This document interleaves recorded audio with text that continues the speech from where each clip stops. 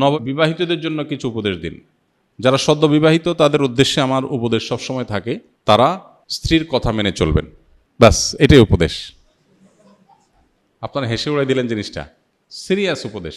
আমি কোনো বিয়ে পড়ালে সাধারণত আমি নতুন জামাইকে বলি, বাবা সুখে থাকতে চাইলে বইয়ের হাতে বায়াত হয়ে মুরিদ হয়ে তার কথা মতো চলবা, ব্যাস শেষ। এটাই হলো পারিবারিক সুখ শান্তির মূল মন্ত্র।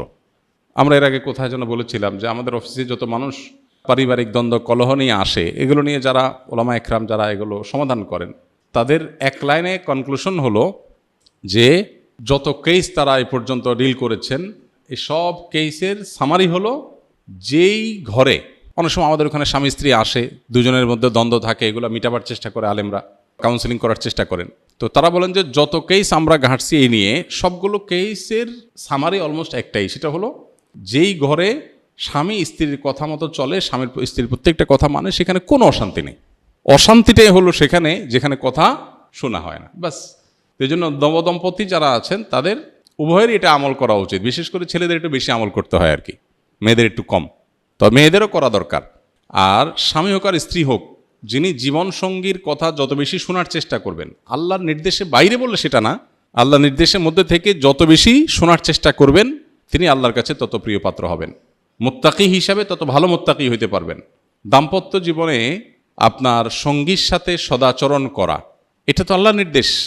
আল্লাহ বলেছেন ওয়াশিরুহুন্না বিল মারুফ, তোমরা পুরুষরা যারা আছো তোমাদের স্ত্রীদের সাথে সংসার করবে সুন্দরভাবে।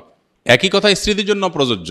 অনেক স্ত্রী আছেন যে স্বামীকে সারাদিন জ্বালাতন করেন, অহেতুক কষ্ট দেন, ছোটোখাটো বিষয় নিয়ে বাড়াবাড়ি করেন। তো এখানে স্বামী স্ত্রী উভয়ের জন্য প্রযোজ্য যে নিজের সঙ্গীকে কত বেশি সন্তুষ্ট রাখা যায়। এখন সঙ্গীকে সন্তুষ্ট রাখতে গিয়ে বাবা মা নারাজ হয়ে যাচ্ছে কিনা, ভাই বোন নারাজ হয়ে যাচ্ছে কিনা, সেগুলো একটা ব্যাপার। তো এই জন্য ব্যালেন্স করাটা খুব গুরুত্বপূর্ণ। এই ব্যালেন্স করার জন্য কোরআন এবং হাদিসের জ্ঞান অর্জন করে কার কোনটা হক, কার কোনটা কর্তব্য, কার কোনটা অধিকার, সে জিনিসটা বোঝা এবং সেটা যথাযথভাবে আদায় করা, এটা হলো গুরুত্বপূর্ণ। আজকের বাস্তবতা, বিশেষ করে ভোগবাদী এই পৃথিবীতে আমাদের দাম্পত্য জীবনের সুখ নাই। ম্যাক্সিমাম মানুষের দাম্পত্য জীবনের সুখ নাই। বেশিরভাগ মানুষ সুখের অভিনয় করে, সোশ্যাল মিডিয়াতে ফেসবুকে ছবি দেন বইয়ের, মানে কি তাদের মধ্যে মিল, এগুলার এজহার, এগুলার প্রকাশ সোশ্যাল মিডিয়া করান। আসলে বাসায় সারাদিন চুলাচুলি হয়, কিন্তু বাহিরে নাটক করেন কিসের? সুখের। ম্যাক্সিমাম মানুষই অবস্থা, মেজরিটি মানুষের মধ্যে দেখবেন যে সুখের অভিনয় করেন, আসলে সুখে নাই। সুখ পেতে হলে স্বামী স্ত্রী উভয়কে আল্লাহর কাছে পরিপূর্ণভাবে সমর্পণ করতে হবে। আত্মসমর্পণ করা ছাড়া, পরিপূর্ণ ইসলাম গ্রহণ করা ছাড়া আপনি কখনো সুখ চূড়ান্ত লেভেলে পাবেন না। সুখের বিভিন্ন সংজ্ঞা হতে পারে, কিন্তু চূড়ান্তভাবে যে মানসিক ফ্রেশনেস, এটা আপনার মধ্যে তখনই আসবে যখন আল্লাহর কাছে নিজেকে সুপর্দ করবেন। আল্লাহর কাছে সুপর্দ করলে লাভ কি হয় দেখেন, স্ত্রীর কথা কষ্ট পেয়েছেন, স্বামীর কথা কষ্ট পেয়েছেন, আপনি সবর করবেন, কারণ সবর করলে আল্লাহ কি দিবেন? বিনিময় দিবেন। আপনি এই কষ্টটাকেও আপনার একটা অর্জনের উপায় হিসাবে গ্রহণ করবেন, ব্যাস। এখানেই আপনার জন্য বিশাল বড় কি আছে? অপরচুনিটি আছে। তো এই জন্য আমরা যথাসম্ভব সর্বোচ্চ চেষ্টা করবো ইনশাআল্লাহ বিইذনিল্লাহ দাম্পত্য জীবনে সবর এখতিয়ার করার। যে যত বেশি সবর করবে দাম্পত্য সঙ্গীর মধ্যে, সে আল্লাহর কাছে তত বেশি প্রিয় হবে, যে যত বেশি সবর করতে পারবে। ভোগবাদী এই দুনিয়াতে আমরা বেশিরভাগ মানুষই অনেক বেশি অসহনশীল। সবাই আমরা অধিকার সচেতন।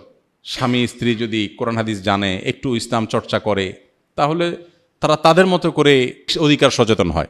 স্বামীর বক্তব্য থাকে যে আমার নির্দেশ মেনে চলতে হবে। আমাদেরকে বিভিন্ন মানুষজন দেখা হলে বলে, হুজুর আপনার বিভিন্ন ভিডিও ক্লিপ বউ পাঠায়, আমারে মেনশন করে। তাই আমি বলি যে বউর পক্ষের ওয়াজ পাইলে আপনারে পাঠায়, আপনার পক্ষের ওয়াজ গেলে আপনি তারা পাঠান না কেন? যার করণীয় সে সেটা শুনবে, সেটা না শুনে আমরা কি করি? স্বামীর বলি, দেখছো হুজুর কি বলছে, খেয়াল রাখবা। আবার স্বামী স্ত্রীকে বলে, দেখছো ইসলামে কি বলছে, খেয়াল রাখবা। আমারটা আমি খেয়াল রাখবো, তারটা সে খেয়াল রাখবে, এটা হওয়া উচিত। সেটা না হয় আমরা দুনিয়ার সবার করণীয় ঠিক করি, নিজেরটার বেলায় আমি আমারটা সঠিকভাবে আদায় করব, সে যদি না করে সে আল্লাহর কাছে বুঝবে, শেষ। তো এই জন্য দিন চর্চা, পরিপূর্ণভাবে ইসলামের কাছে আত্মসমর্পণ করা, এটা ছাড়া কখনো দাম্পত্য সুখ চূড়ান্ত লেভেলে পাওয়া সম্ভব না। আল্লাহ তাআলা আমাদেরকে সবর এবং শুকর করার তৌফিক দান করুন। দাম্পত্য জীবনে সুখের জন্য সবর এবং শুকর, এটা নির্বিকল্প। যা পেয়েছি আল্লাহ শুকর, এর চেয়ে খারাপ হতে পারতো। আর যেটুকু হয়েছে এটার জন্য কি করা? সবর করা। ফিতরা দেওয়ার সঠিক সময় কখন? ঈদের নামাজের পর দিলে কি তা সাধারণ দান হিসাবে গণ্য হবে নাকি ফিতরা হিসাবে আদায় হবে? ফিতরা দেওয়ার সময় হলো মূলত ঈদের চাঁদ দেখা যাওয়ার পর থেকে নিয়ে ঈদের নামাজ পর্যন্ত। ঈদের নামাজের আগে, ঈদের চাঁদ ওঠার পরে, এই সময়টা মূলত ফিতরা দানের সময়। এই সময় যেহেতু রাতের বেলা, গরিবকে খুঁজে দেওয়াটা যদি কারোর জন্য কষ্টকর হয়, তাহলে সে 1-2 দিন 3 দিন আগেও দিতে পারে সবল আমাদের মতে। আর ফোকাহায়ে আহনাফের মতে রমজানের শুরু থেকেই দেওয়া যাবে। অন্যান্য ওলামা ইকরাম হাম্বলি ফকিদের মতে একেবারে শেষের দিকে ঈদের 2-3 দিন